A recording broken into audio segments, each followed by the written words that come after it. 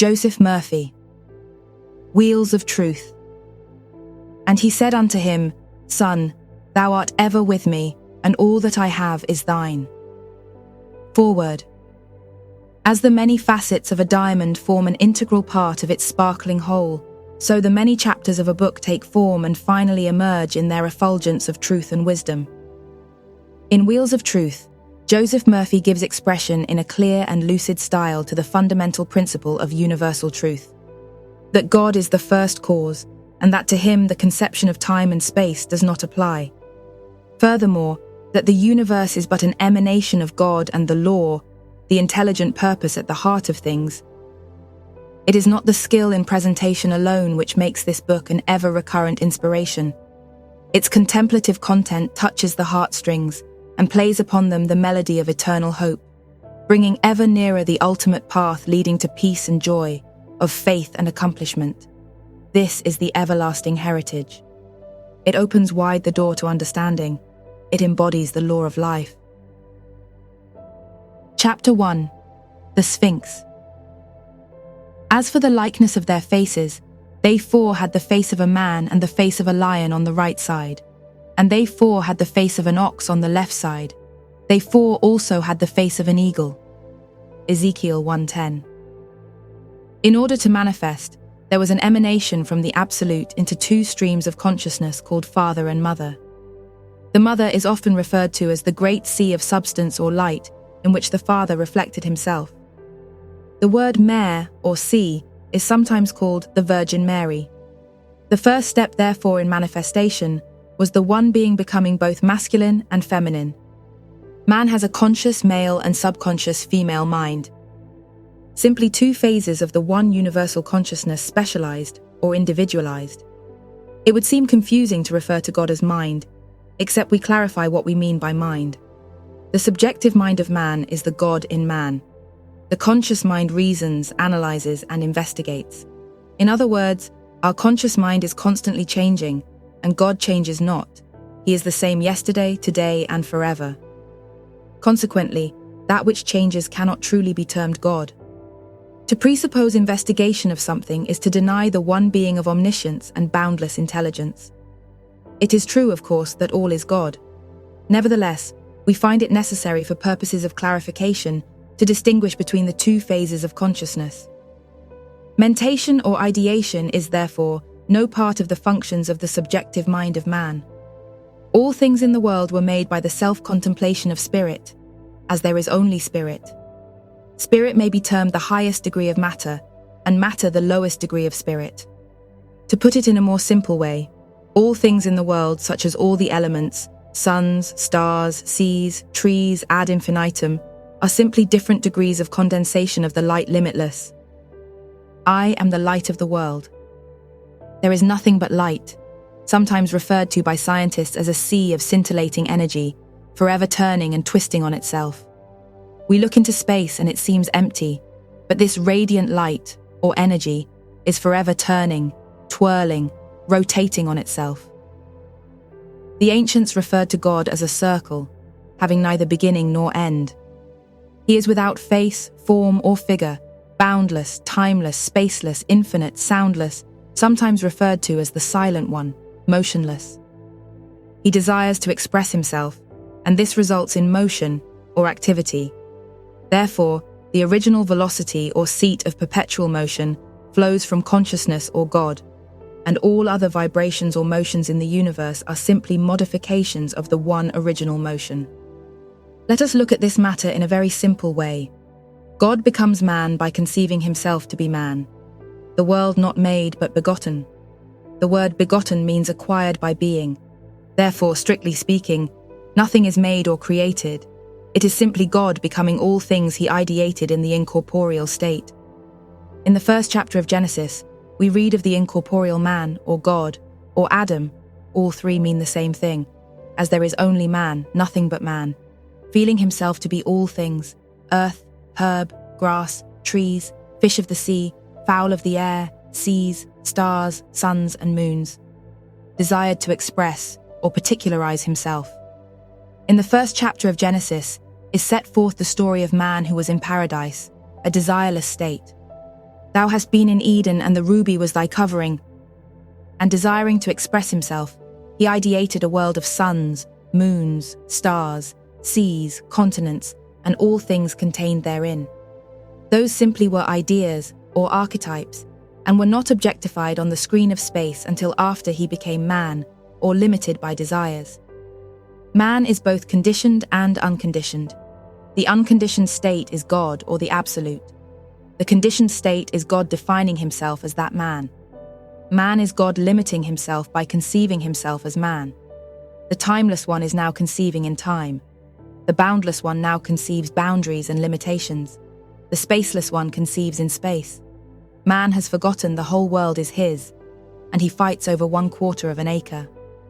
In the second chapter of Genesis, man appears first, and all things mentioned in the first chapter follow, as they were only thoughts of man in the first place. The earth is here for man to walk on, and exists because man dreamt it into being. What is man that thou art mindful of him? God's mind is full of man. There is nothing but man, and all things are the extensions of the one man. When man decides he no longer needs furs for his wife, all the fur-bearing animals will disappear. In the near future, all men will begin to eat synthetic meat. Consequently, all cattle, sheep, ad infinitum, will gradually become extinct. The dinosaurs of old have disappeared. Their skeletons may be seen in the museums of the world. The reason for their disappearance is man no longer had any use for them. Moreover, he no longer had traits or characteristics resembling these ferocious animals. When the sly, cunning, deceptive states die out in man, the fox will disappear. This is true of all animals, as they are simply extensions in space of the moods of man. In the ancient Greek myth, the Sphinx propounded to all comers the riddle of man, and those who could not answer the riddle died. The riddle was, what walks on 4 legs, on 2 legs, and on 3 legs? The ancient answer was supposed to be, man, because he crawls on hands and feet as a baby, walks erect on 2 feet, until such time as he uses a cane or crutch to help him when he gets very old and feeble. This explanation is not the correct one. The inner meaning is as follows. Most of the human race is still walking on 4 legs, which means that we are worldly minded, catering to our passions and appetites, and have forgotten the laws of life and the way of the spirit. The 4-footed animal is the sensual man who lives to eat and enjoy the pleasures of the flesh. It also means the 5-sense man, who walks the earth believing what he sees, and thinks his security rests in the accumulation of riches and things of the world.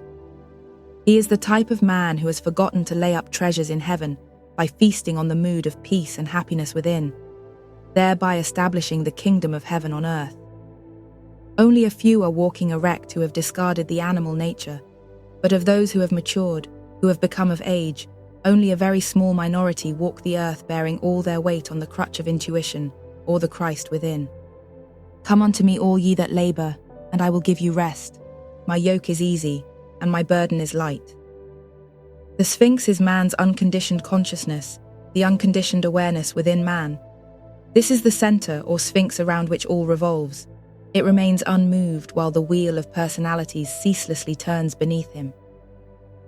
The Sphinx is the synthesis of the 4 animals of Ezekiel mentioned at the beginning of this chapter, which are both male and female, as was the Absolute before he emanated himself into father and mother for the purpose of manifestation.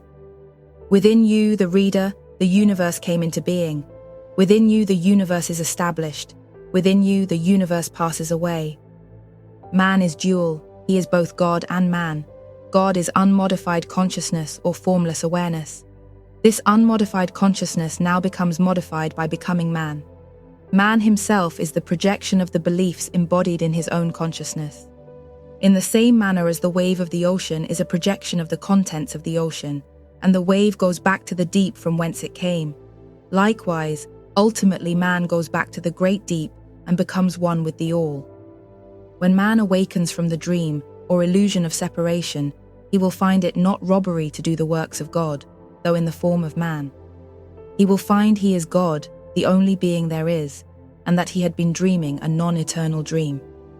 The vision spoken of in the first chapter of Ezekiel, representing the 4 sacred animals and the wheel within wheels, is explained as follows. The dot yod is the first circle. a point is dimensionless. This represents God, or unconditioned consciousness in man, the spaceless, formless awareness. The next circle is the creative world. The third circle is the formative world, and the fourth circle is the physical world as we see it. The four animals also represent the four letters in the name Jehovah, the name by which all things are created. The first letter, Yod, represents the eagle or Scorpio. The eagle is a bird which soars above the storm and tempest, where skies are blue and clear. Moreover, the eagle looks directly into the sun and is not blinded. The eagle represents man's awareness of the fact that the seat of causation and omnipotence is within him. The next letter, He, is man's capacity to conceive his vision or ideal, symbolized by the lion. It represents man's desire. The third letter, Vau, represents a nail, or the cementing of a fixed state. This letter is represented by the angel, or Aquarius. The latter means meditation, or feasting on the reality of the state desired. It is actualizing the idea in consciousness. In other words, it is the feeling of being what you long to be, and the feeling of doing what you long to do. The final letter, He, symbolized by the bull, is the manifest state, or the objectification of that which was subjectively felt within. To sum it up, the four animals mentioned are the perfect formula for prayer. The practice of this method will cause you to realize the most cherished desire of your heart. First, you realize that your own consciousness is God Almighty, the seat of omnipotence, thereby giving complete recognition to the power within. The second step is your new conception of yourself, your desire or goal in life, or whatever you wish to be or do. The third step is the feeling which unites consciousness desiring with the thing desired. The fourth step is the physical manifestation of that which was felt in the unseen or withinness of yourself. We can take a lesson from nature. The seed, the soil, the creative essence result in the tree or plant or fruit, as the case may be. Another example of the eternal trinity by which all things are created is hydrogen and oxygen, plus the electric spark uniting the two, and the resultant product, water. There are 4 stages to the unfoldment of all ideas. Suppose, for instance, that your main desire in life is to be a great musician who will bring happiness to thousands or millions. Ask yourself this simple question: can I now feel the naturalness of being the great musician? Enter into the mood of joy of actually being the musician now. You can do this by shutting out all evidence of the senses and silently contemplating the reality of the state desired. As you meditate in this manner, you will find that the time comes when this state is fixed in consciousness, and all the necessary qualities and attributes will be resurrected, as they were always within you in the first place. Everything we see around us is in a process of change. A constant flux pervades nature. The formed is constantly returning to the formless. Therefore, that which changes cannot be real, as God changes not. He is the same, yesterday, today, and forever. We see the illusion and believe it to be the real, but in essence the latter is invisible. To see the real is to become one with it. We are here for no other purpose than to grow, and in the growing discover and awaken to the true self. All our thoughts should be circles or bands of love. They knew not that I healed them. I drew them with cords of a man, with bands of love. In order to form this perfect circle, we must think in harmony with the one, the beautiful, and the good. This is sometimes referred to as being in tune with the infinite. We are not compelled to love, but we have freedom to love. Love is spontaneous and joyous, and we have the ability to give or withhold it. There is no compulsion to love. However, there would be no joy unless we knew the opposite. How could you experience joy unless you had known sorrow? If we are compelled to love, that would not be love, as love must be freely bestowed. Someone may feign love due to necessity or a sense of dependency, but this is not love. God expresses himself as life, love, beauty, order, symmetry, and proportion. When our thoughts are in tune with the infinite, they form a perfect circle or circuit and return to us, pressed down, shaken together, and running over.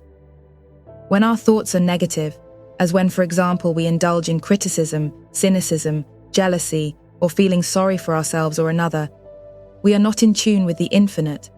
Consequently, there is no polarity. The circle of good is not formed, the dynamo has stopped.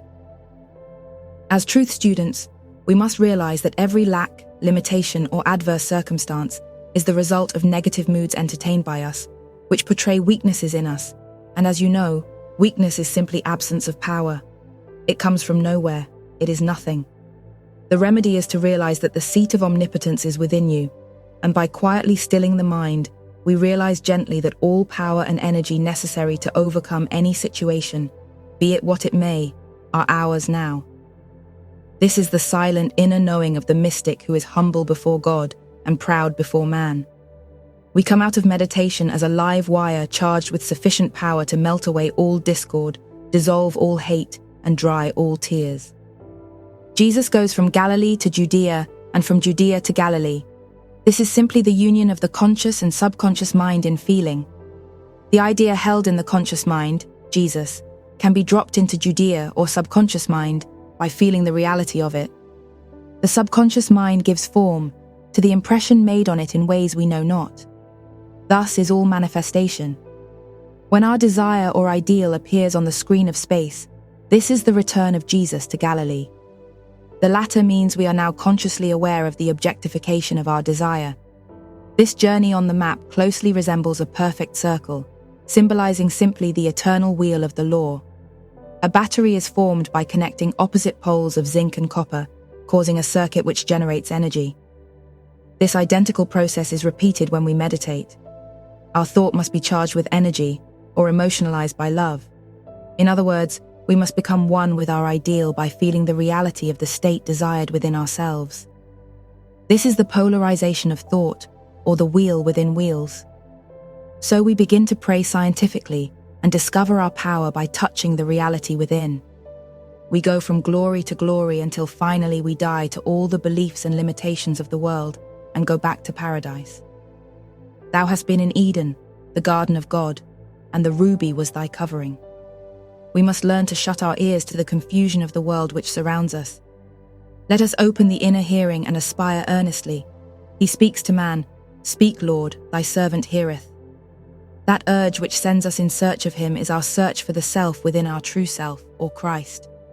Forever we are bound to the one. We are wheels within the one wheel, the motionless wheel. What is a day, or a month, or a year, or a lifetime, or 1,000 lifetimes? Time ceases for those who turn within to the wisdom, the power, and the glory. The quest will be forgotten when we have reached the goal. Deep within us is something that reminds us of our origin and urges us back to it. Our mission and purpose in this life is to cherish, enlarge, and glorify this memory, to follow sincerely the inner impulse until that spark grows by cultivation into a light and fills us, and we identify ourselves with it.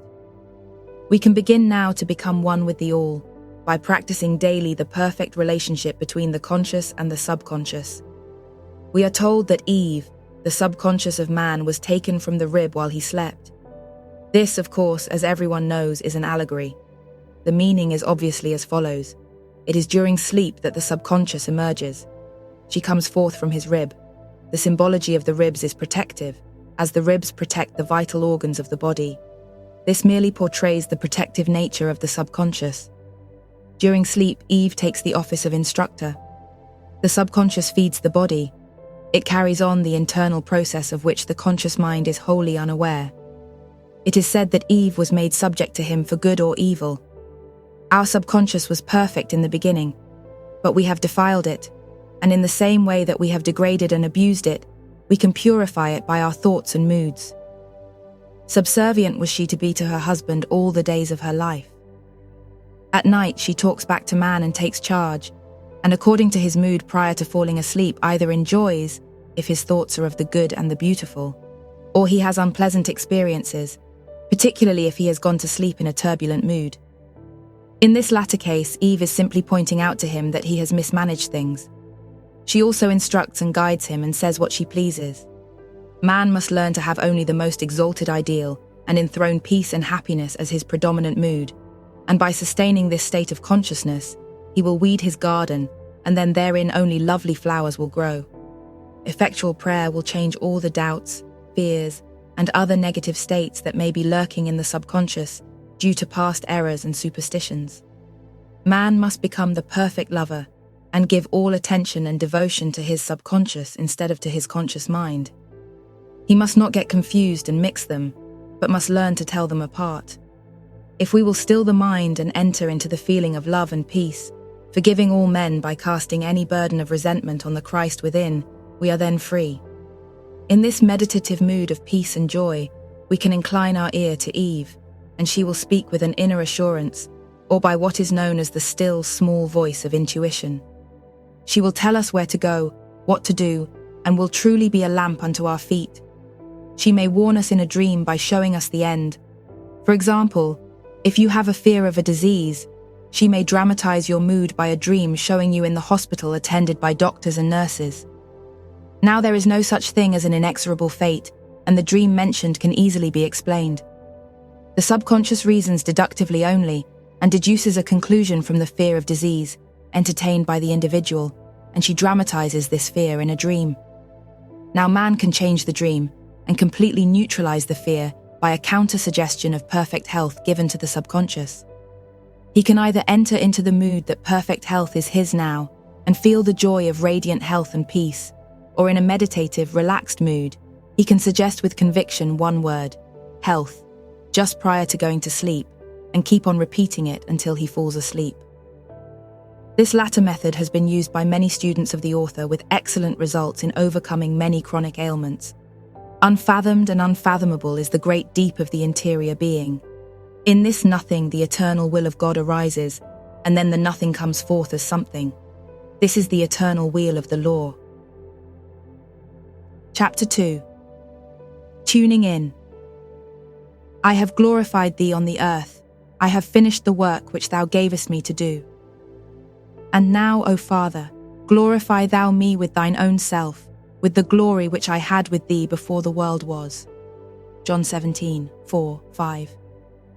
Before the world was, I am. Before Abraham was I am. When all things cease to be, I am. That they all may be one as thou, Father, art in me, and I in thee, that they also may be one in us. John 17:21. Man has finished the work when he realizes that all men are within him. Man is like the line. It begins as a series of dots. The point has no dimensions. The point becomes a line, our first dimension. The line bends. We now have 2 dimensions. The space or plane is not conscious of the line. The surface moves through space in a dimension not contained within itself and becomes a cube. This is our 3rd dimension. The cube is not conscious of sides. Each side sees another as separate from itself. When the side becomes one with the cube, it no longer sees other sides, as the cube is only conscious of being a cube and not conscious of sides. God is not conscious of Catholics, Jews, Protestants, Buddhists. He only hears and sees in secret. Therefore, we know him only when we touch him in the silence through feeling. We must become conscious of being one with God, then we will not and cannot see another. We are garments of the one being moving through the illusion of time and space. All stars, planets, suns, all things are extensions in space of the spaceless being, or formless awareness within man. Therefore, if the primal essence of man is God, he is everywhere in mind and there is no place he is not. This life is the illusion of time and space based on sense belief. When we meditate on the truth, we will do away with all worldly values, all possessions. All these things will cease to have value. We give value to temporal objects pertaining to time as opposed to eternity, because they seem to remain solid or fixed, such as our bank account, our jewelry, our homes. We believe our home will be there when we return to it, and we find our beliefs confirmed. In the future, when man develops the use of his mind, it is a scientific statement of fact that the great majority of mankind today does not use 1/10 of his mind capacity. He will be capable of collapsing time and space. Then, for example, a man living in New York can instantaneously be in San Francisco or any other part of the world. No means of conveyance will be necessary. Incredulous as this may seem, it has through the ages been accomplished by the adepts. Did not Jesus walk on the waters and come through closed doors, translate his body at will and appear to his disciples at will? He was not conditioned by time or space or the laws of gravitation. Man will change the atomic weights and structure of any substance. For example, he will be able instantaneously to change the atomic weight of a piano and cause it to go through the eye of a needle and then cause it to assume its former shape. All things are possible to him that believeth. All things, not some things. Glorify thou me. Man comes from the Absolute, and he goes back to the Absolute when he remembers who he is and dies to all beliefs and superstitions of the world. When someone dies, he lives on in you, the reader. That state of consciousness is within you. God dreamed himself to be man. Now we must awaken and go back to the glory which was ours before the world was. All the elements and minerals we speak of are modifications of light, simply congealed energy or extensions of man's thoughts. We say certain races and tribes are savage, yet these primitive people can send telepathic messages without radio or wires. They bring rain at will. They melt snow with energy from the body. We believe hot water is the way to melt snow in front of our door. We don't believe. We like to believe, we want to believe, but we really don't believe. When we believe we can melt snow by heat from our body in the same manner that we can make a telephone call, then we will not feel it robbery to do the works of God. As a man thinketh in his heart, so is he. You, the reader, are the heart and center of all mankind. You are the center of your world, and it revolves like a wheel around you, but you are the exact center of the wheel. As you think and feel, so will your world be. The greatest commandment is, Hear, O Israel, the Lord thy God is one. We must not divide the one and see elements, people, seas, and continents. We must not split the one. Remember it was said, What manner of man is this whom the winds and the seas obey? All the storms and strife of the world are within man's consciousness. We must refrain from lighting candles. People believe the power is in the candle or ceremony or ritual. They do not realize it is all a matter of belief. There is only one man in the world, therefore there is no other to hurt, only yourself. All treatment is to oneself also, all love to oneself. Love thy neighbor as thyself. Thy neighbor is yourself. If you get a call from a friend and he is in trouble, you are not aware of that trouble until he brings it to your attention. So you go within and hear good news for him. If your finger hurts, it is a warning, and you then give it your attention. There is one subjective being, one God, and he is the Father of all, and the kingdom of heaven is within you. Therefore, if you impress a conviction in your consciousness, then that conviction must become objectified in the other. The other must change because you have changed your concept.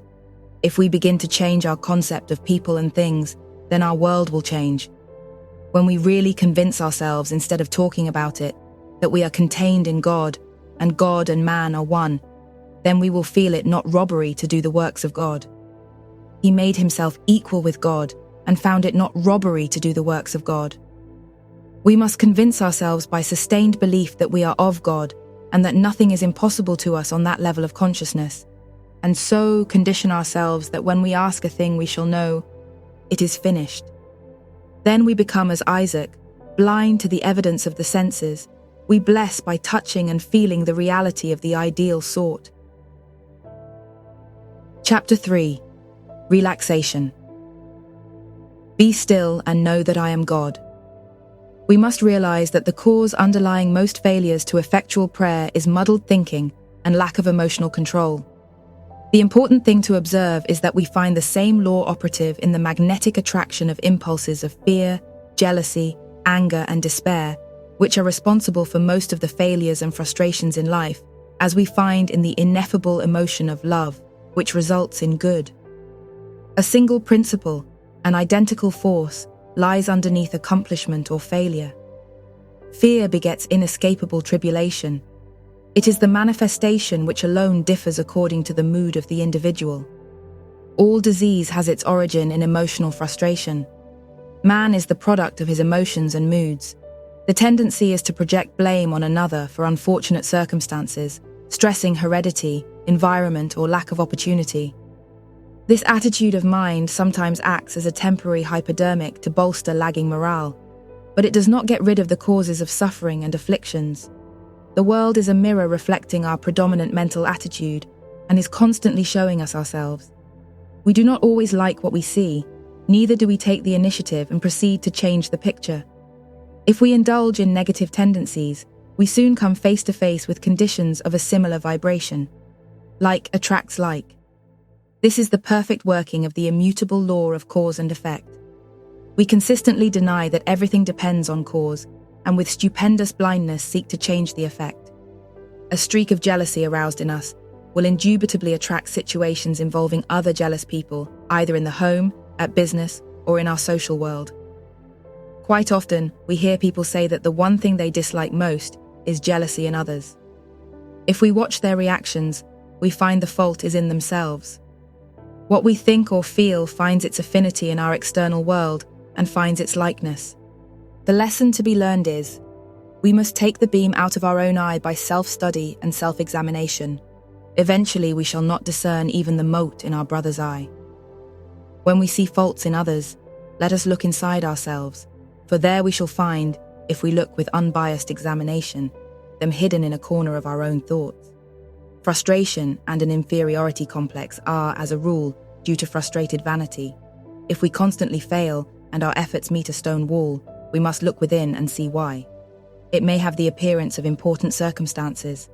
To effect a change of circumstances, there must be a change of consciousness, a consciousness dominated by the spirit of success. In order to succeed, we must have the confidence of success, erasing from the mind every discordant thought. It is our mood, the intensity of sustained faith, which impresses itself on the subjective mind. The barrier to success is when we allow our personal ego to draw a boundary around our consciousness. It is good also to ask ourselves if we are simply seeking recognition and applause for ourselves, or are we sincerely interested in what we are attempting for its own sake? Do we want only to feather our own nest, or do we want to serve humanity? Do we want to be an Emerson, a Lincoln who loved humanity, or do we seek self-aggrandizement and personal glory? Shall we give a lasting message of truth, or shall we condition it to crowds of people? If we have something to offer, it will be used, except we stand in its way. Vacillation, wavering, and the so-called mercurial ups and downs result from a lack of an inner objective or ideal. Often a person says, "I am going around in circles." He hopes someone will come along eventually and show him the way. He lacks stability and does not know if he would only become still and listen to the inner voice, it would speak to him and guide him. "Speak, Lord, thy servant heareth." In the scriptures, we are given both the formula and the mode for bringing to birth the living manifestation of our archetypal ideal. And God said, "Let the earth bring forth the living creature after its kind. And God saw that it was good. And God said, Let us make man in our own image after our likeness. Then the Lord God formed man of the dust of the ground and breathed into his nostrils the breath of life. And man became a living soul, breathed into or inbreathed. If this breathing into can create one manifestation, it can by virtue of its power create another. Therefore, we shall prescribe a rhythmic breathing exercise to overcome nervous tension and induce relaxation. At first, until it becomes natural, it is well to perform the exercise sitting erect or lying down on a flat surface. There can be no accomplishment where there is tension. Effortless effort is the maxim for all spiritual progress, which is the prerequisite of all earthly achievement.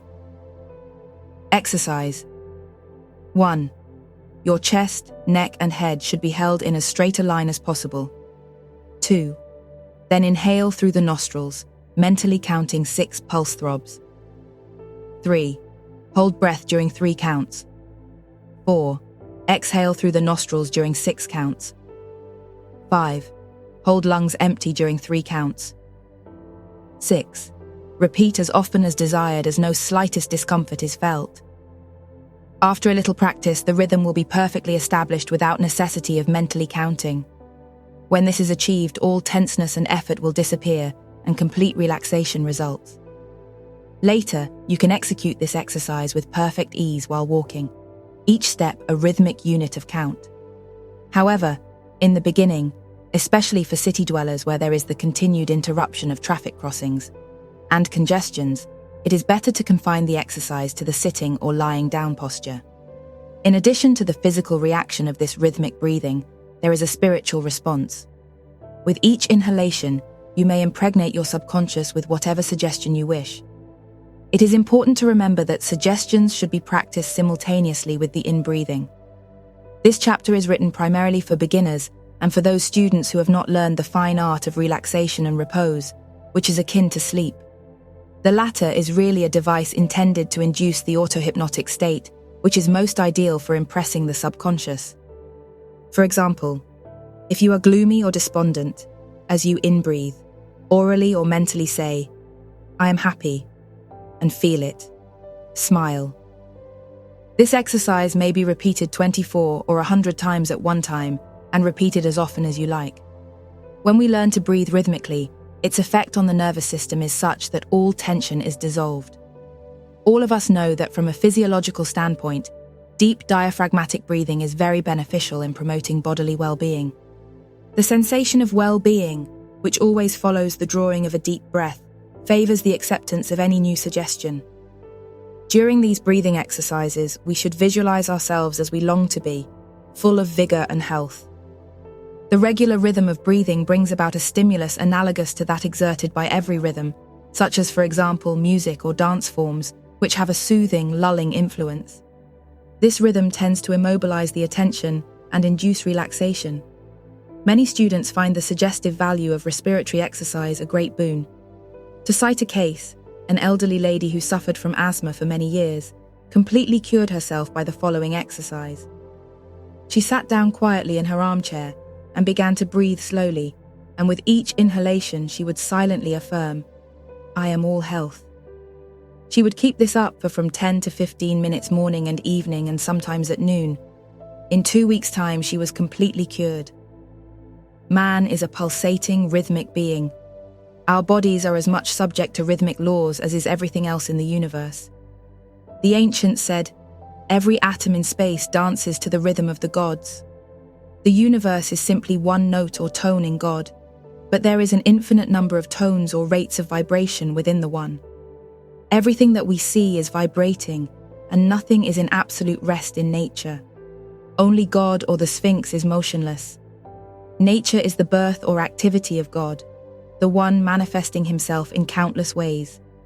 The moment forms appear in the world, they begin to change, and from them appear other forms, and so on ad infinitum. Forms are simply appearances, they come and go, and likewise the body of man is constantly changing. There is almost a complete change in the chemistry of the body in a matter of minutes, so much so that scarcely one atom or electron composing your body will be present a few months hence. All is vibration, and constant change pervades the universe. The beating of your heart follows a certain rhythm, so also does the ebb and flow of the tide. In breathing, therefore, it is important to get into the mental mood of rhythm, such as the counting employed in music. For the individual who finds it difficult to relax and immobilize his attention, it is well to isolate himself in a room where there will be no disturbance. It is important that you get into a rhythm until you feel the vibration throughout your whole body.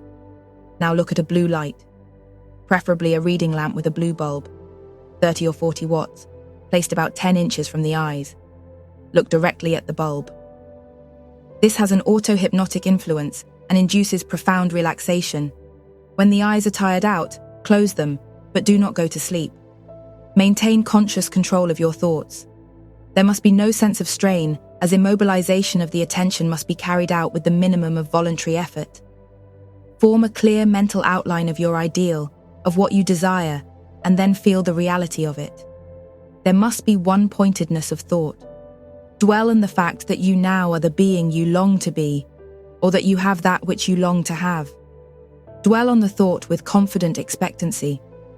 After a week or 10 days, discontinue use of the blue light, as it is only a physical adjutant, and we must not become slaves to physical props of any kind. We must begin to induce the happy, relaxed state by the mental image we have. Failure is due to a lack of faith. The law never fails. Chapter 4. Dreamer Awaken. Religion means to turn back to the One. In other words, to a realization of the oneness of all things. There cannot be two religions for the same reason there cannot be two gods or two men. Man has made many creeds and through ignorance called it religion. There is only one man, and the whole world is within him. The true self or life of that man is God. the invisible, unmodified consciousness or formless awareness. Therefore, when man worships or prays, he really prays to the higher self within him. The church is within, the choir is within, the congregation is within, the high priest is within, all is within. The church is his own consciousness, the choir is the joyous feeling held in meditation. The high priest is your I amness, which declares, I am that which I feel myself to be. I am that I am. The congregation are your ideas, thoughts, moods, and concepts about people and things. In other words, the congregation is your belief about yourself and others. The shrine of your God is truly ornamented when adorned with the righteousness of the believer. Your righteousness consists in seeing all men using the law righteously and growing perfectly. There is no more precious jewel than that of a noble life, and the highest altar of the Lord is that of the purified heart of man. Is our faith in the gilt-edged securities and stocks, impermanent and oft-times becoming valueless, or in the Christ within? By the constant application of the golden rule, we will become like Jesus, who, by the transcending of his human wisdom, became one with the sole urge of all mankind. He was in truth the substance of the great universal desire, the actual embodiment of the age-old quest for peace, wisdom, and illumination. Every day of our lives we must begin to meditate upon the beauty, the glory, and profundity of the Eternal One. Dwelling in the changeless One within ourselves, we find an ever-abiding peace which stretches out beyond the stars, beyond time and space. When we are imbued with lofty ideals, when we think universal thoughts, little things disappear and all the petty things of life become inconsequential and are forgotten. Our soul actually becomes filled with the glory of the whole, and the limitations and restrictions of our daily life vanish. We find that this happy mood lifts us up and brings us en rapport with the universal mind of God. As greed, jealousy, discord, and other narrowing concepts which bind us to the wheel of pain disappear from our consciousness, forgotten in the joy of truth, we then become a citizen of free consciousness. We become one with the universal vistas. Constant meditation, either in the woods, in your own home, or wherever you may be, causes your soul to thrill as though touched by a divine harmony, and a pulsating, throbbing feeling pervades every part of you. Many experience it as a tingling sensation in the spinal area, as if the melody of the gods were played on the solar plexus. In this profound, relaxed mood, men oftentimes realize that this planet we call the Earth becomes a dot in consciousness, and all things which seemed so great and wonderful in the world become as insignificant as the fading planet itself. The wings of the Shekinah with its shining glory and attached to each one of the wheels of thought within us takes us onward and upward. The cherubims are all around us. We are suffused by the golden flame of the 7 candlesticks before the throne. We float in this formless awareness beyond the stars, until finally the flickering lights of the stars, suns and moons vanish in the eternity within ourselves. We find that the immensity of being is our true self. We have found the all. There is neither time nor space, now nor then, neither he nor she, only the ever-flowing reality flowing on forever. All things we once witnessed are now a forgotten dream. The dreamer has awakened and for an infinitesimal moment partaken of a glimpse of reality. You have found there is nothing but you, the Sphinx, the unmoved mover of all. The inscrutable face of the Sphinx, the ageless one which changes not, is found to be your true identity, the Christ within, the Lord of Lords, the King of Kings and the Prince of Peace, the Ancient of Ancients. Blessed be he, the Ancient of Days. You now cease dreaming, but you continue contemplating the moment which lasts forever. You are the solid which reached its melting point and have melted into the boundless one. His thoughts are your thoughts. His heart is your heart. His dream is your dream. His contemplation is your contemplation. Then you know that you have finished the works which he gavest you to do. Now you sing the song of the Lamb, saying, Now, O Father, glorify thou me with thine own self with the glory which I had with thee before the world was. Before the world was, I am. Before Abraham was, I am. When all things cease to be, I am. I am the only living reality, the timeless one within man. The lost word has been found. You have truly finished the work here when you have discovered who you are and returned to the glory of the Father. In the instant you become one with the all, you find you are the world, and motion, gravitation, time and space are all within you. You know now that you are Alpha and Omega, that which was, is, and ever shall be. All things in space now revolve and dance as countless wheels within you, the eternal wheel of the law. You are the creator of heaven and earth whose dream is creation. You are also the dream, and when the dreamer awakens, the creation disintegrates. When all things cease to be, I am. All the world is but an infinite dream of the Infinite One.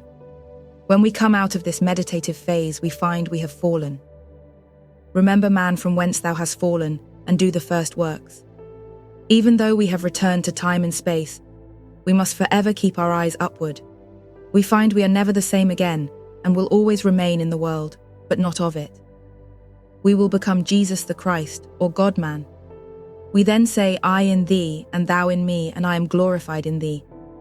To us all, men are simply aspects of ourselves, parts and members of the one body, ourself.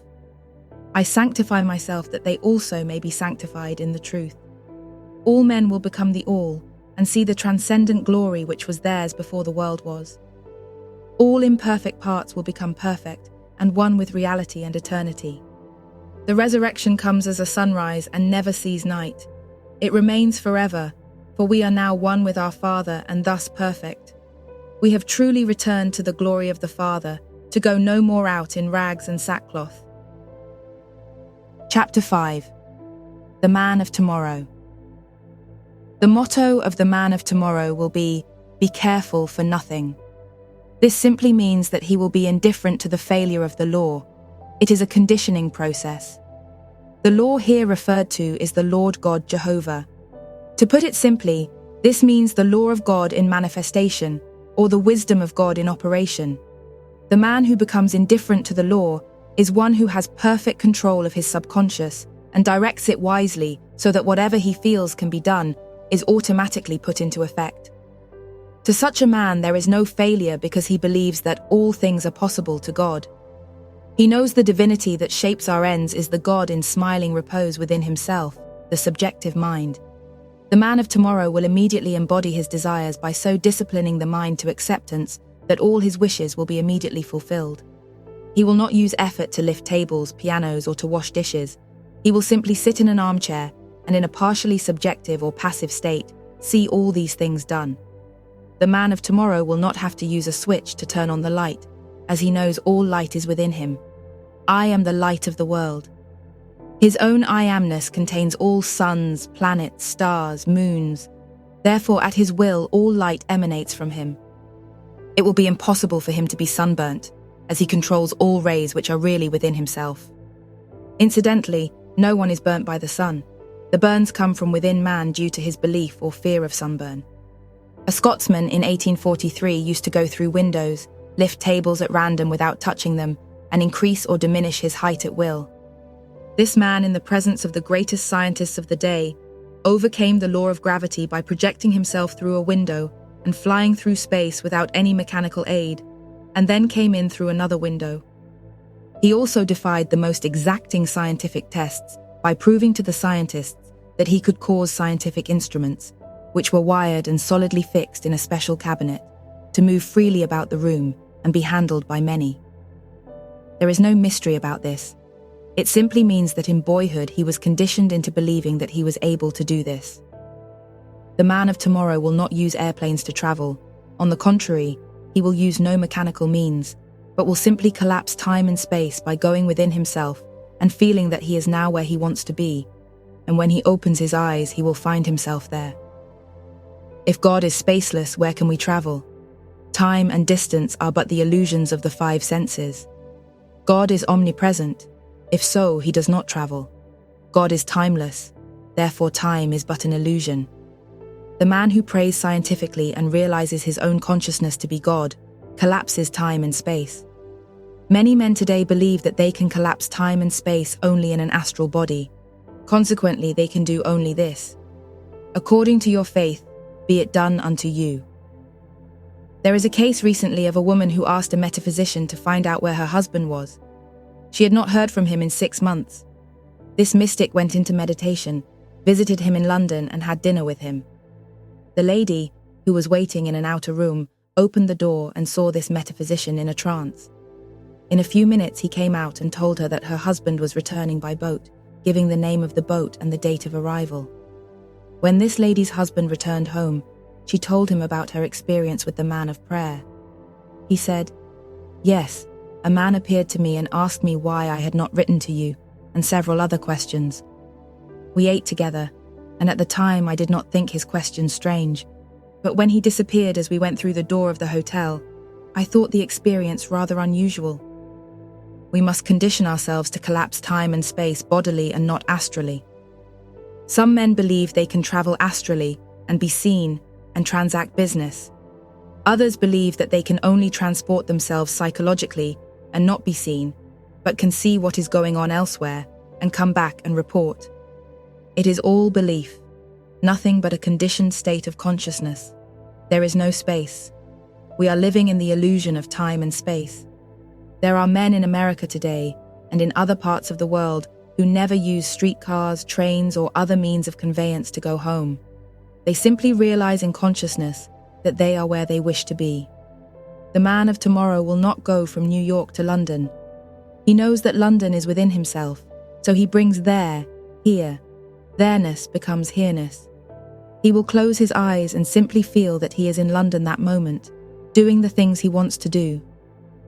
He simply feels the naturalness of the state, and according to his faith, it is done unto him. Again, there is no mystery about this.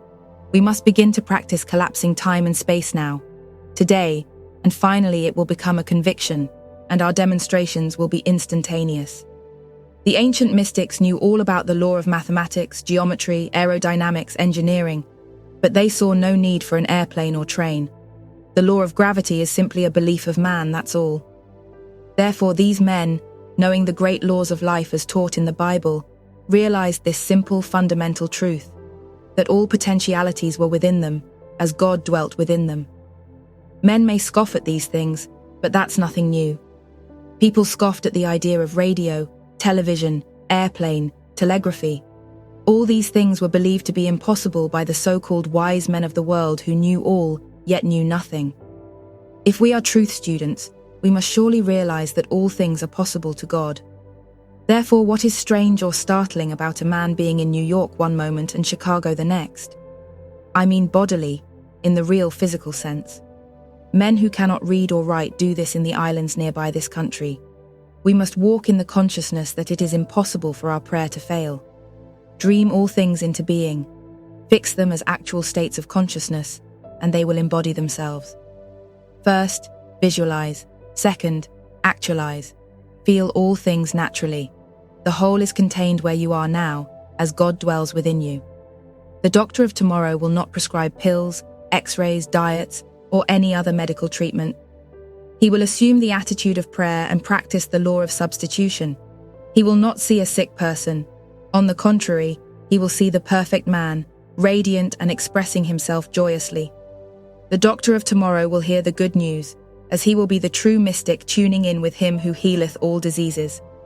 There are some physicians who do this now. Homes, real estate, property, and money will have no value for the man of tomorrow. Those who have read the new metaphysical book called This Is It may recall the young man who could talk to his brother thousands of miles away without the aid of any mechanical device. There are many similar incidents related at the present time. The human ear is capable of apprehending a small band of sound waves. A dog can hear certain sounds that man is incapable of hearing. The voice of a husband overseas, for example, creates a sound wave. These waves go around the world and never stop. We can hear from any part of the world on the radio, yet the man on the radio speaks in a normal tone of voice. The reason we hear him is that we and the radio announcer are equipped with sensitive apparatus for sending and receiving sound. A loving husband and wife are equipped with a greater instrument, the love of God, or love of oneness. The husband's thoughts and feelings are transmitted to his wife, and her feelings go toward him. The waves of sound bridge the gap. Some wives in this country hear the voices of their husbands as plainly as if they were 1 foot away, yet their husbands are in the South Pacific or Europe. If the loved ones at home practice consciously and systematically the art of listening for the voice, they would converse freely and as easily as if they were together. In fact, more articulately. The man of tomorrow will not use radio, television, telegraph, or any instrument. All those will be obsolete. He will use only his mind.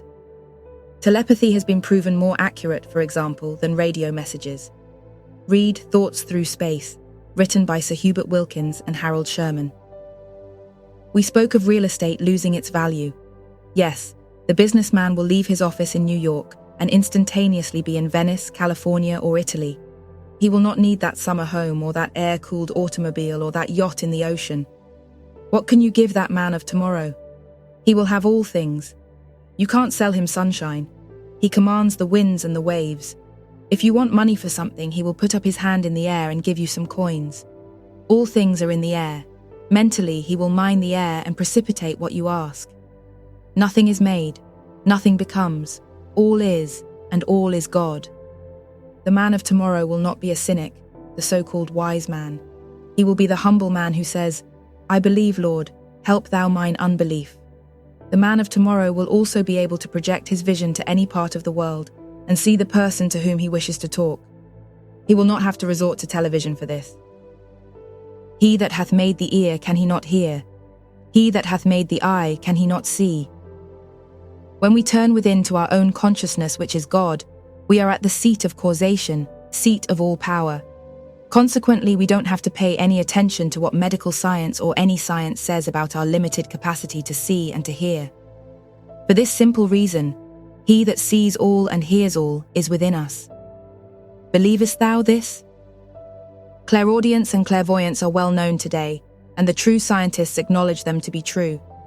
Man's thoughts constitute a veritable universe. A man and a woman in love with each other will grow into a single harmony. If we love God by tuning in and claiming his attributes, we will grow into his likeness, and then will not feel it robbery to do the works of God. Man is God walking the earth, but man has forgotten it. We really tune in with our higher self when we tune in with God. The man who sings the song of the Lamb, I am Christ, is the man of tomorrow. The doors may be shut and the windows barred, but the man of tomorrow will appear in the midst of the assemblage in the flesh. He will walk on the water and appear and reappear at will. These occurrences will be so common that people will no longer say, What manner of man is this whom the winds and the seas obey? The man of tomorrow will be spirit-like. The sun will not burn him. The weather may be 30 degrees below zero and he will not feel the cold. Thunderbolts might split the skyscrapers. The rivers may rise and flood the valleys and he will not be afraid. He will mount the clouds. He will ride the sun and moon and ramble at ease beyond the 4 seas. He knows no death and has no thought of gain or pain. Chapter 6. Children of Light. All man-made laws have penalties attached to them. God made all things and pronounced them good. The law of God is truth. A law in the usual sense presupposes 2 parties and an agreement, but these are all man-made. If man throws a stone in the air and it falls to the earth, this is a law or truth and contains no reward or punishment. If you permit the stone to fall upon you, it simply means that you failed to get out of the way. It is utterly false to say that God makes laws which man disobeys. Man believes a lie, and the disease and misery that follow are based on his belief in the lie. We have made a law unto ourselves, and are now bound by the chains of our own false beliefs. The laws of nature are not different or separated from the laws of man's inner life. None of the forces of the universe exist outside man. The innermost reality in man is the one identity within which the whole world moves, lives, and has its being. The center of this great wheel is always at rest. It is the Sphinx, or the formless awareness in man which remains unmoved throughout all the cycles of transformation.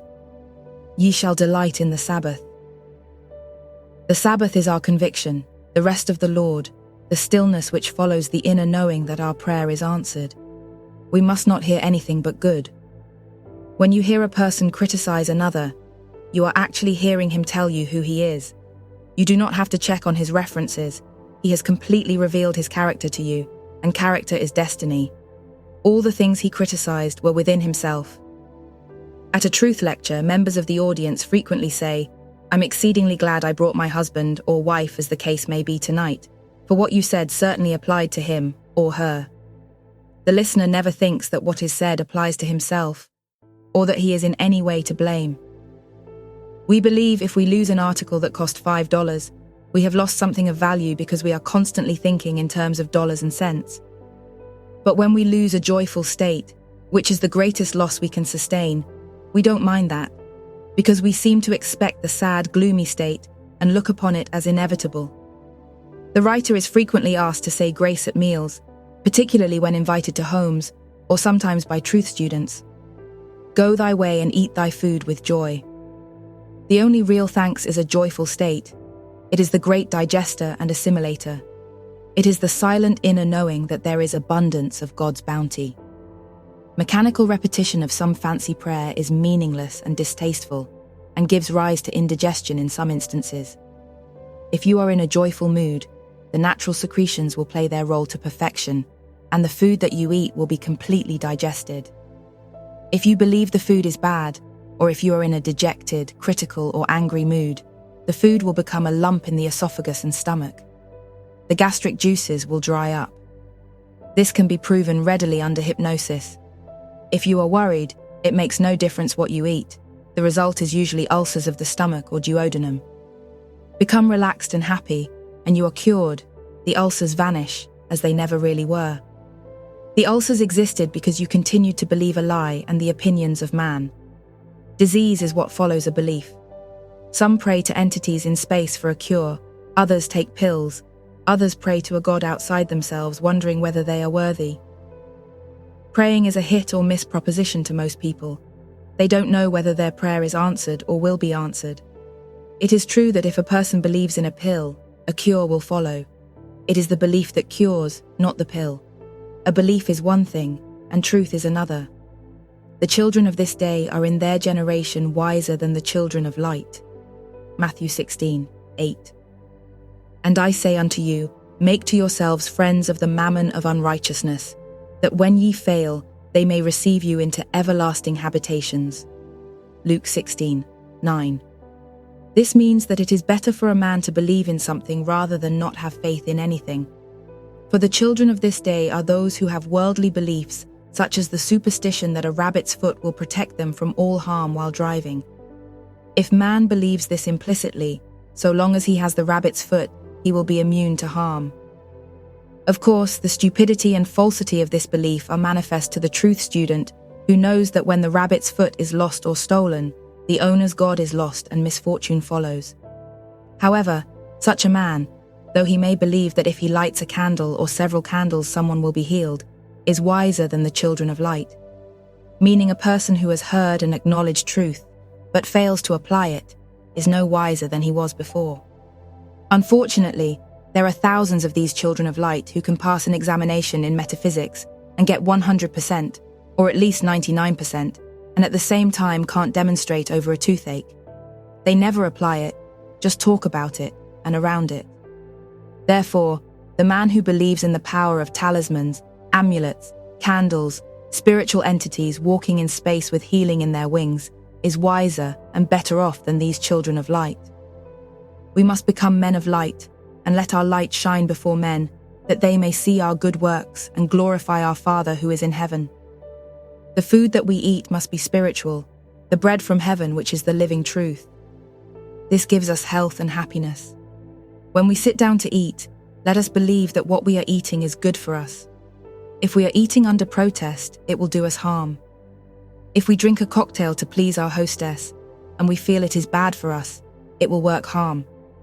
It is not what we would like to believe, but what we really believe that matters. Some people like to tilt tables while they eat, and to produce sounds at will in different parts of the table. This procedure is due to a certain state of consciousness and not due to spirits. It is due to a law of disassociation. It is the peculiar passive state where you begin to write on the Ouija board, while waiting for it in the attitude of expectancy. Man and no one else operates the Ouija board. There are no discarnate entities, and persons practicing automatic writing, Ouija board readings, and mediumistic operations are usually living in fear of evil entities in space. Consequently, this fear and negative state result in a split personality, or so-called schizophrenia. The above is bad food, and the scripture points out, "Thou shalt not eat any abominable food." We must take our ideas, which are facts of consciousness, and secrete the emotions necessary to assimilate wonderful food. This is the happy, joyous mood, and if we go to sleep in that state, the desert will blossom as the rose. Chapter 7. The Voice in the Wilderness. And he confessed and denied not, but confessed, "I am not the Christ." John 1:20. I baptize with water, but there standeth one among you whom ye know not. He it is who coming after me is preferred before me, whose shoes latchet I am not worthy to unloose. John 1:26-27. Jonah or John is not the Christ, but gives birth to the Christ. Every man, after calling the 12 disciples to discipleship, becomes Jesus the Christ, or the God-man here and now, or Jesus with his 12 disciplined faculties, signifying 13, or the sacred number of God. Christ as unmodified consciousness is in all men, and when all false beliefs are distilled from man, the pure essence or Christ comes forth. This distillation or purification comes after the complete disciplining of each of our 12 faculties. We must be incapable of seeing anything but the good. We must perceive divine perfection everywhere and in every man. We must give beauty for ashes and oil of joy for mourning. Truth is an inward perception. Therefore, by constantly turning our eyes inwardly towards the real and feeling the song of triumph within, we call the first disciple Andrew to discipleship.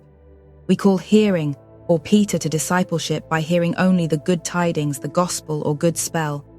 This is an inner hearing, the disciplined hearing of the mystic who hears only the voice of God or good, and cannot hear other than the truth about any person. By constant application, by daily meditation and prayer, we call forth the Christ or true self of man, and reveal man as God. He confessed and denied not. Denial, which is to appropriate the feeling of being what we long to be. No negative statements are used. The baptism of John symbolizes this process. And they asked him, "What then? Art thou Elias?" And he saith, "I am not. Art thou that prophet?" And he answered, "No." That prophet is Jesus, or our conviction or feeling of being free. If we thrill to this feeling, it is essentially a prophecy. Elias means the same as Elijah, God is my Father. We must discover the law of consciousness before we can come out of a state of limitation. Elijah must come. Jonah or John goes a step higher than Elijah, which simply means that a man discovering his own consciousness to be God acts on that assumption and begins to change his world. Many are in the Elijah state.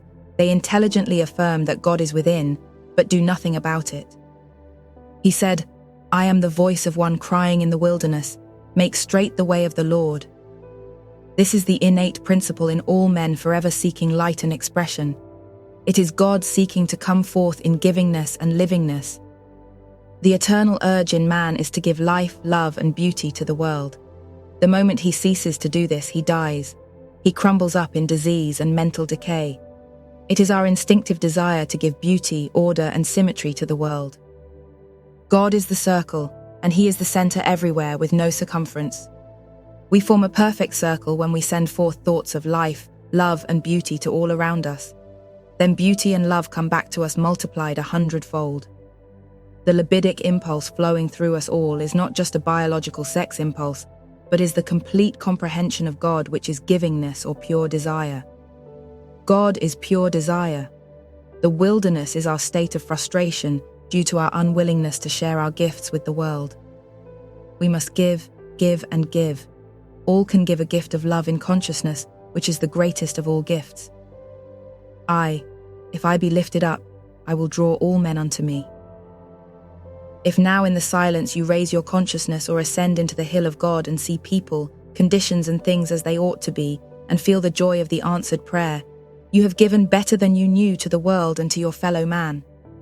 Material giving always follows, never precedes the gift in consciousness. Make straight the way of the Lord simply means the state that is to come in desire. We clear the way for it by removing all obstacles such as doubt, fear, and idle thoughts. I baptize with water. Water will assume the shape of any vessel into which it is poured. Water, therefore, means unconditioned consciousness, which is all things to all men. When we use the I am, we condition consciousness by believing. Think emotionalized thoughts. I am sick, I am old, I am tired, and these emotionalized ideas become fixed states, are poured into a vessel and assume its shape. Water is a cleansing agent. We cleanse or purge consciousness from sin, from a mistake or limitation by assuming a new mood or cultivating a new idea in our mind, and thrilling to it, it finally becomes a conviction within us. The reader, therefore, will see that when the Book of John, which is pure mysticism, says, I am not the Christ, it means John, the conscious mind, is not the Christ, whose shoes latchet I am not worthy to unloose. The conscious mind is not creative. The subjective mind is all wisdom, all power, all intelligence and omnipresent. We must therefore still the conscious mind and dwell in the secret place of the Most High in pure consciousness, when all our sense perceptions such as seeing, hearing, feeling, etc., are turned inward to the real, and we feel and sing the song of triumph. We are in prayer or in tune with the infinite. If we have a problem, it is the effect of a cause we ourselves have set in motion. We must surely know that God has no problem. God is peace, love, and infinite intelligence. All we have to do when confused is to leave the world of noise, together with the problem, and listen to the voice of the Holy One of Israel, God. In this stillness, the mind is lifted to a higher level of consciousness where all earthly quantities cease. It is then that liberation is achieved. Intuition, which is the all-knowing of God, flows through the problem, and there is no problem. We must realize that God is not confused. He does not know the problem. He knows only the answer. We therefore rise to the point of recognition of the correct answer. As an analogy, mathematics of or by itself does not know problem or error. It knows only the answer. Mathematics cannot possibly know error. We are living in a cosmos, not a chaos. Everything in the cosmos is orderly. Man creates disorder. Therefore, as we meditate or pray, we must forever keep our eyes steadfastly on God, or our good, knowing that God is the answer and not the problem. In the great drama of life, God is the only actor. He is not only the actor, he also is the scribe and the script. Man is God's radiation, an extension of the limitless one, playing for a little while the billions of parts we call personal lives. When the particular role is ended, the garment no longer needed disintegrates, and the spirit which gave it life returns to its source. For are we not told, nothing is lost in all my holy mountain? When man dies, his spirit lives on in all men. It never dies. It carries on until the end of the cosmic day, until all are reabsorbed into the one. The perfect man is not born yet, but when one man sees him face to face, no one can imagine what a cataclysm will take place.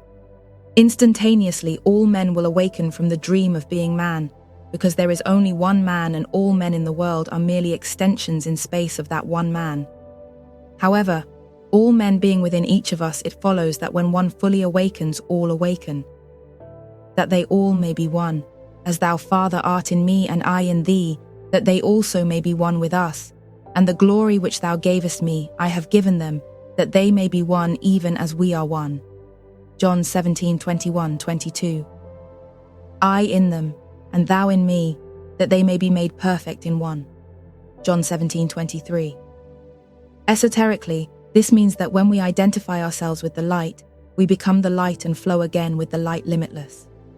No man can see the face of the Father and live, simply means that when the perfect man awakens, he becomes one with the Father or one with the all. The particular now becomes the universal, then all men become perfect simultaneously. The scroll is rolled up and man dreams a new dream. Because there is only man, let us stop fooling ourselves in trying to make many out of the one. Hear, O Israel, the Lord thy God is one. The wind bloweth where it listeth, and thou hearest the sound thereof, but canst not tell whence it cometh, and whither it goeth. So is everyone that is born of the Spirit. John 3:8. One may go east, another west, but it is the fixed psychological state that counts, the set of the sail. It is the mood that you adopt. It comes from nowhere, from the invisible to the visible. Those that thou gavest me I have kept, and none of them is lost, but the son of perdition. John 17:12. All words, beliefs, impressions, and suggestions are being fulfilled, and nothing is lost but the sense of loss, perdition.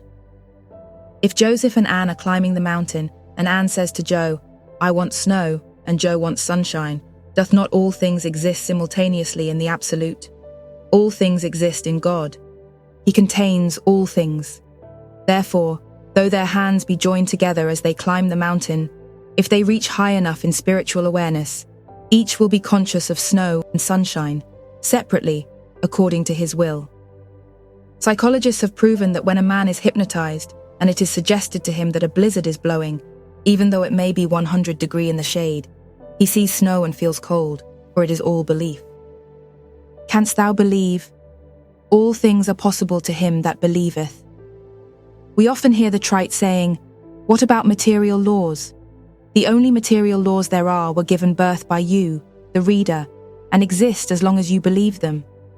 Though you now believe in the laws of motion, some do not and are therefore not subject to the same law. Jesus said, "I come to make the blind see and those that see blind," meaning all things exist now, but we refuse to believe it. Canst thou believe that you, your consciousness, are God walking the earth when you think and act from the absolute consciousness level? Consciousness, God, ever creates in its image and likeness, on microcosmic as well as macrocosmic scales. The created is always relative to the creator consciousness. Chapter 8. Sleep, the Sabbath. When thou goest, it shall lead thee. When thou sleepest, it shall keep thee. And when thou awakest, it shall talk with thee. Proverbs 6:22. In sleep we are united with our Father every night. We become one with the Ancient of Days. Prior to falling asleep, students of the mysteries must learn to behold the scintillating white light that shines forever on the great white throne, which is the secret place of the Most High, or the Holy of Holies within man. We can imagine that we see this white light, and this will completely still the mind. Nothing can appear on this white screen without our permission. Now we are first in the pool. No man can get into this pool of silence but our I am, which is first person and present tense. But while I am cometh another steppeth down before me. John 5:7. That which steps down before you are the idle thoughts such as fear, doubt, despair, self-pity, and similar moods. If you banish these evil spirits or moods, Jesus, your own I amness will speak softly and say, "Rise, take up thy bed and walk." Then the healing comes. Meditating on the eternal verities and the inner glory and beauties of the deity, man feels a movement within him. This is the divine light, and it is visible as a golden yellow light. Words cannot always define and formulate the things behind the veil. There are, of course, many mystical experiences which we cannot express with words. The ecstasy of heavenly bliss, of love and happiness. Meditation is that inner communion which works like a thief in the night, silently in man's own soul. This mood cannot be expressed in words or language as it is beyond all formulation into word symbolism. To enter into the silence is intercommunion with the self or Christ within. This is the nearest approach to the invisible. Begin to imagine and dwell on the fact that in the deep of yourself sits the King of Kings, the Lord of Lords, and the Prince of Peace whose dress is white. So also is the appearance of the light of his face. Imagine this being, sitting upon a throne of scintillating light, that he may give light to you. Realize now that your intellect is being anointed by the Christ or truth. You will find your spine tingles and your forehead becomes moist. This is the dew from heaven. My head is filled with dew. Elohim shall give thee of the dew of heaven. Many good people think that sleep is intended for rest of the body, an inertia of mind and body. It is believed that a restorative process sets in, resulting in a feeling of well-being due to the fact that there is a restoration of physical energy. The reason we go to sleep is to develop spiritually and for no other purpose. Therefore, it is of paramount importance that we avoid all discordant states prior to sleep. The divinity that shapes our ends is all-wise and has so arranged it that man is compelled to withdraw from the world of noise, which is not conducive to spiritual unfoldment. Man is divinely guided in sleep. Answers to many problems are given him in the sleep state. Formulas, inventive devices, poems, contents for many volumes are also given in this dream state. The contents of many chapters in chemical textbooks and in the engineering laboratories of the world appeared in a dream, an answer to a request of the dreamer. Sleep, therefore, does not mean rest for the physical body in the sense of inactivity, mental or otherwise. On the contrary, sleep protects one from the confusion, chaos, and distractions of the objective sense world.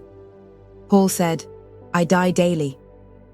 Sleep is akin to death, the only difference being that in the so-called sleep of death, we sleep a little longer. There is no absence in the one presence, therefore we cannot go outside ourselves, and all experiences take place in our own consciousness. Suppose, for example, you want to invent or discover something and you have no precedent to go by, no textbook reference. You may have a vague idea of what you want to invent or discover, and that is all. The technique is simple. Learn all you can about it objectively, and then in a passive state, dwell on a mental picture of that which you wish to invent. Then turn your mental picture over to your subconscious mind and go to sleep. When you awaken, be sure and follow the hunches you receive. It sometimes comes as an inner feeling that the solution lies in a certain direction or in a certain group of facts. You will find that many times the entire formula or solution may appear in a dream. In such cases, it is wise to have a pencil near you as you sleep, so that when you awaken, you may jot down the impressions that come to you in your dream. Some say, "I never dream." We all dream, and if you don't remember your dreams, simply suggest to your subconscious before you drop off to sleep, one word: remember. It knows what you want to remember and will faithfully follow your instructions. As we all know, the subconscious never sleeps. If you are a writer, teacher, doctor, housewife, or stenographer, you can utilize this great truth to your advantage night after night. Give your subconscious the right mental picture to go to work on each night, knowing that it will reproduce your request in exact accordance with your desire. The book of Genesis says that God rested the seventh day. Some good people reading the Bible literally seem to think that God was fatigued or needed rest after 6 days' work. Such a conception, of course, is unthinkable and absurd. And God blessed the seventh day and hallowed it, because that in it he rested from all his work which God had created and made. This quotation has nothing whatever to do with physical repose or rest. The Sabbath may be any hour or moment of the day or night. It means the supreme satisfaction that follows prayer, an inner knowing that what you prayed for is an established fact in your own consciousness and, as within, so without. Therefore, in calmness and in peace, you await the external evidence of the inner experience. We have 2 ears, 2 nostrils, 2 eyes, and 7th a mouth. Through this, as Plato says, mortal things have their entrance, immortal their exit. All the food we eat is consumed to tissue, bone, muscle. Finally, the body disintegrates and returns to the elements. But in the silence, communing with God, when the 7 faculties are stilled, the still small voice of the undying God speaks through the lips. This may be the voice of intuition, the voice having healing in its vibration, or it may be the 4th dimensional feeling of, "It is finished."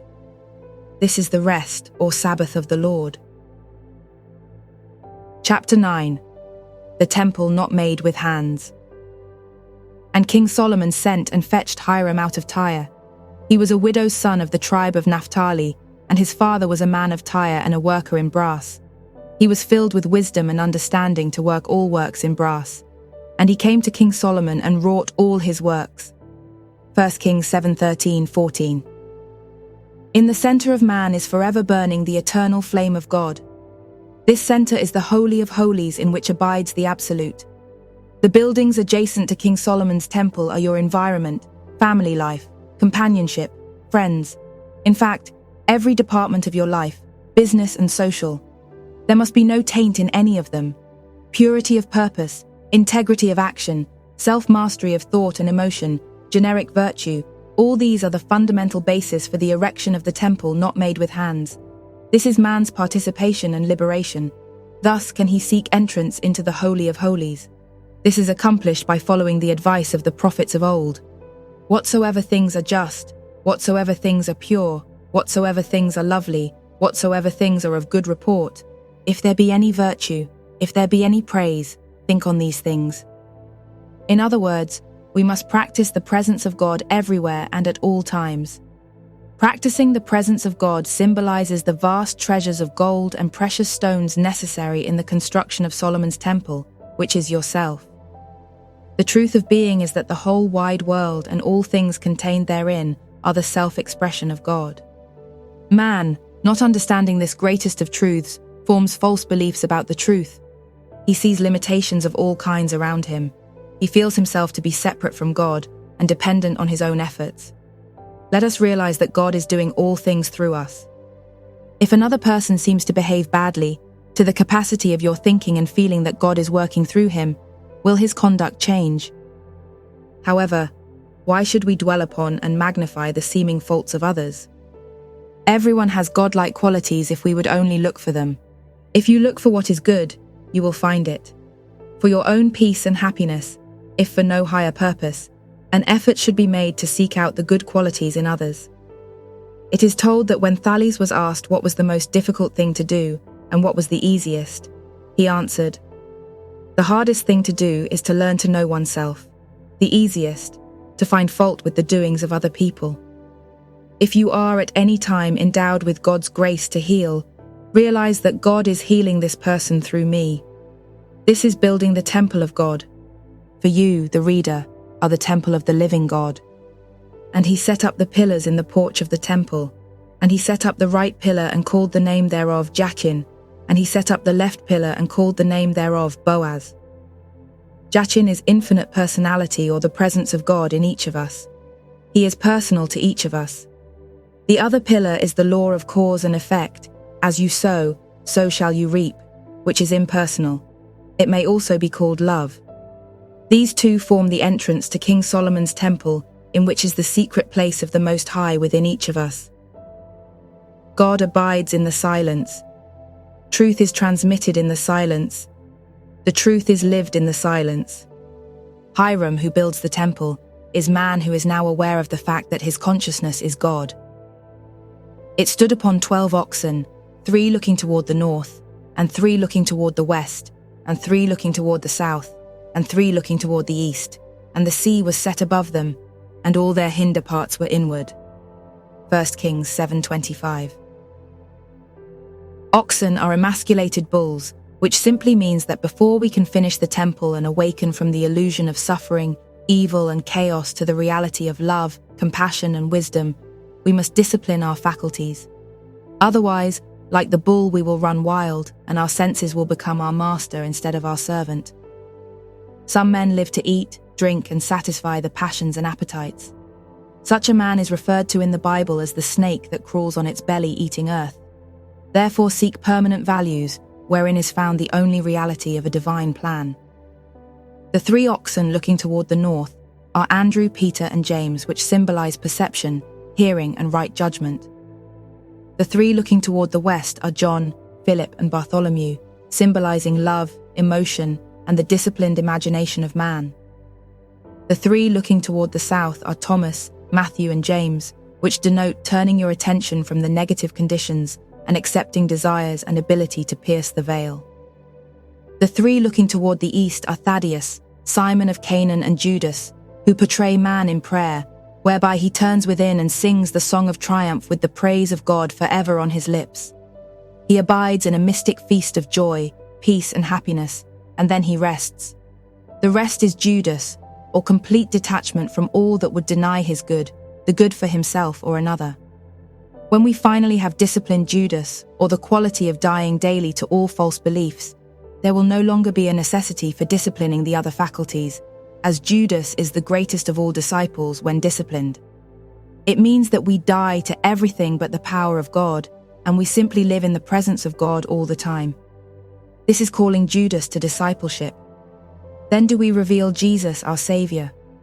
Therefore Judas must betray or reveal Jesus, who is our own consciousness, our Savior. He that dips with me in the dish, he it is that will betray me. He now touches reality in the depths of himself by appropriating a new state of consciousness and dies to all former concepts of himself. He has dipped with Christ in the loving state of consciousness, or the universal dish called the subjective, or God in smiling repose. Jesus feeds Judas. Judas appropriates the sop. Before this, Judas was always considered poor. Now Jesus has fed him with the knowledge of the Savior, and the Judas state has been changed to Jesus, our ideal state. And all their hinder parts were inward. 1 Kings 7:25. This means that in prayer we withdraw our faculties from the world of sense and turn inward toward the real, the one, the beautiful, and the good. In other words, we deny that which we see in the world of sound and go back to the silence. God abides in the silence. The Masonic legend states that Hiram was murdered by 3 ruffians before the temple was completed and dedicated. The 3 ruffians are our ignorance of the truth, our race beliefs, superstitions, and fears. These 3 ruffians are in all of us and constantly slay the Christ principle. The truth student and mystic, of course, realize that this means we go through 3 degrees or steps every time we die to an old belief. These 3 degrees are recognition that Hiram is the seat of causation. Second, the new ideal or purified desire. Third, the feeling or conviction of now being the person you desire to be. This is the only crucifixion, change of consciousness there is. The story of the crucifixion is a mystical drama, and seen through the eyes of the mystic, is one of the most beautiful stories ever told. Good Friday should be every day for the student of truth. Good Friday is now dedicated by the Christian churches to sorrow and sadness. When man understands its true meaning, it should be and will be a day of joy, celebration, and happiness. The reason is perfectly obvious. We rejoice in the good. We now have told the truth. The Jews did not slay Jesus the Savior. How could they? He is always with us. He is our Savior and salvation. He abides in the heart of every man. Our Savior is slain only by man when he does not in consciousness recognize and sustain faith in the realization of his desires. This Savior is our own consciousness. It was never born and will never die. As we change our consciousness, we die to our old state and are reborn in the new state. The Christ principle in man never dies. Water wets it not, fire burns it not, wind blows it not away. Therefore, why grievest thou for it? Jesus has many meanings. It means to save. It also means desire. Your desires, when accepted by you, save you. Jesus also means your consciousness, the liberator, the emancipator, liberated self. In order for you to realize your desire, it must die or be stilled. You still it this way, by now entering into the mood of acceptance of your desire. Contemplate the joy that would be yours if you had your ideal now, and feel it until it becomes a conviction. There must be no break in your sustained faith. Then follows the rest or Sabbath of the Lord. You now have the inner knowing that tells all those who pray aright that it is finished. Man does not seek that which he has. Your former state is slain, and a new Jesus, saving state of consciousness, is resurrected. I am the resurrection and the life. This is the true meaning of the resurrection scripture story. It is high time that Christians painted the true picture of Jesus to the world. If we do that, all will want to emulate the glorious picture of the true Jesus, who depicted the Christ, awakened man, or anointed state of consciousness. Man will become as Jesus, the Christ, the kindliest man that ever walked the earth, the noble, dignified man who loves humanity, who has compassion on the multitude and feeds them, the ideal man who walks on the waters, who translates his body at will, who says, "Father, forgive them, for they know not what they do." The praise of God will be forever on his lips. Jesus always said, "I thank thee, Father, that thou hearest me." He it is who wore the seamless robe of consciousness, who ate only the best, the man who could read the thoughts of others and forgive and heal them, the man who never condemned anyone, but said, "Forgive till 70 times 7. The man who said to the thief, "This day shalt thou be with me in paradise." The man who knew nothing about laws of gravitation and motion, but could be where he wanted to be at will. The man who could go through the eye of a needle and revibrate himself again. The man who could go through barred walls, doors, and windows. The man who awakened from the dream of being man and ascended in the clouds to the glory which was his before the world was. the I am state. Therefore, the ultimate mystical meaning of the crucifixion of Jesus is simply the psychological transformation and transmutation of consciousness, whereby man awakens to his godhood here and now, and no longer asks for light, but realizes, I am the light of the world. He then becomes the radiance of the light limitless, and his eyes are now God's eyes. His forgiveness is now the forgiveness of the Absolute, the only one, the absolute love of all mankind, the God of Israel, the God of Abraham, Isaac, and Jacob. When in books, in pulpits, and in classrooms we dramatize the Bible, the true story of Jesus the Christ, we will begin to change the consciousness of the nation and the world. We consciously become God's radiation, dissolving the barrier between man and man. We must now paint the true picture of Jesus, the Christ, and not the hideous picture painted for 2,000 years of a man of sorrows, bleeding on the cross with a crown of thorns. It is small wonder that no boy wants to be Jesus the Christ, the victim. No, he would rather be a soldier or an aviator or a maker of an atomic bomb so that he may drop bombs of destruction on his seeming enemy. Science without Christ consciousness, wisdom of God, means the destruction of mankind. If we paint the true picture, every boy will want to be Jesus, the victor. He will want to emulate the perfect ideal. Now we have carved a model of perfection, which is good and beautiful. The basic pattern of the world is beauty, and the particulars are suspended from the universal like roses hanging from a vine. It behooves all of us to let Hiram build the temple. This represents a state of spiritual, intellectual, and worldly emancipation.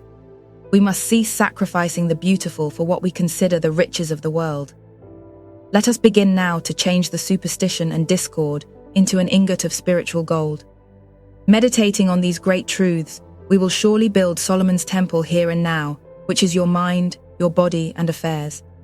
We have been searching for the lost word, not knowing, not realizing that when discovered, it would be in our own manger, surrounded by the animals and marked by a blazing star or burning bush. This blazing star is the sun, or our own spiritual consciousness called I am. I am is the lost word. Now having found it, we can heal the blind, cure the sick, and raise the dead. Chapter 10. The Temple Completed. The scripture says, Hiram of Tyre was a widow's son. This means one who is anointed with the wisdom of God, one who has the know-how or understanding to apply universal principles. Hiram Abith means our father Hiram. Hiram really means I am, or our consciousness, which is the father of all. Everything in our world is an outpicturing of a state of consciousness within ourselves. When we change our consciousness, the outer picture must change too. It takes 7 years to complete the temple. This means you must die daily to present precepts and keep on forever expanding your consciousness. Every thought of negation must die within you, and you must live only in the Christ truth or wisdom of God. The power to succeed is latent within everyone. There is a rest after every creative process. This is referred to as the 7 years. And as we continue creating and generating greater values in life, we go from glory to glory. And there was neither hammer nor axe, nor any tool of iron heard in the house while it was in building. 1 Kings 6:7. We create only in the silence. We must learn the effortless way of life, which is to be still and know that I am God. If we accept all our desires in consciousness by actually feeling the reality of the wish fulfilled, the objective manifestation of each desire will appear on the screen of space without our devising ways and means. Universal principles always set in motion methods of attainment. As we continue conditioning ourselves by daily rejecting all false race beliefs, such as the necessity to work for a living, the time will ultimately come when the man of tomorrow will only think, and the thought will be precipitated before the eyes. This will include food, home, real castles in the air, money, and everything tangible or concrete. This world should be the playground for man, as well as a school of learning wherein he paints the glories of God in statues, in stone, on canvas, in flesh, in speech, in writing, in music. His first real work here is to meditate on the mysteries of life. These are the everlasting values. To the degree that we understand life, to that degree can the universe be the playground in which we truly enjoy life. We are meant to be happy. All wish for perfect peace and happiness. We cannot hope for more, nor need we pray for less. Our happiness depends on ourselves and not on others. We must learn to condition the weather at will and have any season of the year at any time. All these things must be done without sound of hammer or voice of workman. King Solomon's temple means that each man is the king in his own right. Solomon is consciousness or Father, Son, and Holy Ghost. Consciousness, idea, and the feeling of being it. Therefore, each man is king or master of his ideas, feelings, and actions, and he can build the house not made with hands only in the silence, forever tuning in with the infinite. 3 men supervise the building of this temple. They are Solomon, God or consciousness; Hiram of Tyre, conscious mind, godlike ideas and concepts; and Hiram Abif, subconscious mind. There is no mystery about this. The simplest way of stating it is, the Father or unconditioned consciousness generates the seed or idea. The feeling nature of man or the receptive attitude of mind receives the idea through feeling. What is impressed must be expressed. The thousands of workmen employed in the building are ideas, moods, beliefs, and opinions about people and things. The masters over the workmen are the predominant moods in which we dwell. Moods are creative. Consequently, we must watch our moods wisely, for they may become enemies within our household. Every man is the reflection of the mood he entertains. The whole motion of the cosmos is toward truth. It is the Creator moving through space, dramatizing himself for the joy of self-expression. Every man is that being, but he doesn't believe it. The holy place of man is his conscious mind where he contemplates ideas, and the most holy of holies is his subconscious or subjective mind, the womb of God, Isis, the goddess of 10,000 appellations, Eve, the mother of all living, that which is all things to all men called the harlot in the mysteries. It is through our feeling nature that we consecrate ourselves to God. Man must walk the earth in silence, contemplating eternal verities. Then he walks on the water. He is by the shores of reality, and all who come in its presence will say audibly or silently, "There goes a holy man." At that moment, all who see him will think of God and be blessed, because they felt the presence of God, the God of Abraham, Isaac, and Jacob. The cedars of Lebanon are used in the construction of the temple of the living God. These represent wisdom and understanding and wealth. The cedars are the cross of Christ. The perpendicular beam is I am, or consciousness. Our fixed psychological belief is the horizontal, or that which crossed it. There is no other cross. There never was and there never will be. Man is the cross, and there is only man. The cross is God conceiving himself to be man. Let us for our own good now die on the cross, and let the sword pierce our side, and we will be resurrected as new beings.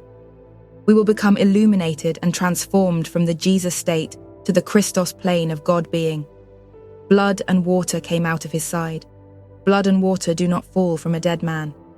This is a great truth, and must be interpreted mystically, and in no other way. Blood and water flow at birth. Therefore, it symbolizes the birth of the Christ consciousness. As this awareness expands, we say, "Blessed be the name of the Lord. Blessed be his angels." The angels and the saints are the divine ideas that we are radiating. It is the subtle aura of love toward all men, the extension of ourselves as operating centers of consciousness. We realize all men are saints or holy because they are the channels through which the Holy One of Israel walks and talks. We also say aloud, "Blessed be the name of Mary, Virgin of Mothers." We now have purified Mary, or the subjective, by true prayer, and dispelled all false beliefs and superstitions. Now we bring forth the Blessed One, the beloved Son of God, the Christ consciousness. Our world is heaven, and we abide in it. In conclusion, let us contemplate this profound truth. Beloved, now are we the sons of God, and it doth not yet appear what we shall be. But we know that when he shall appear, we shall be like him, for we shall see him as he is. 1 John 3:2.